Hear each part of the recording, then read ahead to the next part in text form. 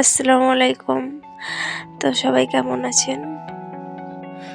আমরা পুনা চলে এসেছি, এখন রাস্তায় যাচ্ছি।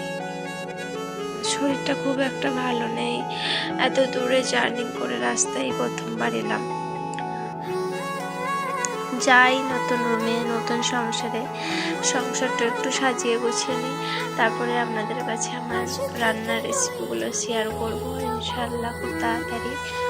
তো একটু টাইম লাগবে, যেহেতু নতুন রুম, নতুন সংসার, নতুন জায়গা, আমাকে একটু গুছিয়ে নেওয়ার টাইম দিন।